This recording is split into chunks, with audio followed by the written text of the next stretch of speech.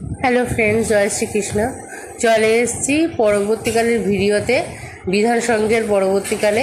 এবার আস্তে আস্তে করে ভেতর দিকে আমরা ঢুকছি।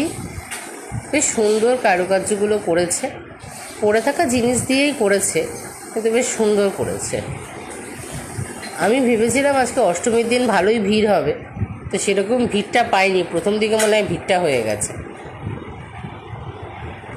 সেরকম ভিড় পেলাম না। গাছের এখানটা কি সুন্দর লাগছে না লাইটটা দেওয়াতে। আমার গাছের এই জায়গাটা খুব ভালো লেগেছে। আস্তে আস্তে করে এগিয়ে যাচ্ছি। এখানটা অনেকে জানো তো সেলফি তুলছিল, আমি বুঝতে পারলাম না এখানটায় সেলফি তোলার মতন কী পোজ আছে।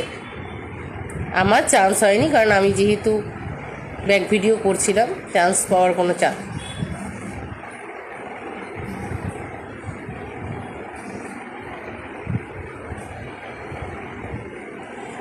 এই হচ্ছে মূর্তি দর্শন।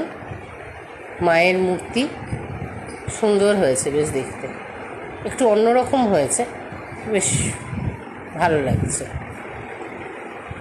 এখন তো থিমের পুজো হয়, মায়ের রূপও বিভিন্ন রকম হয়।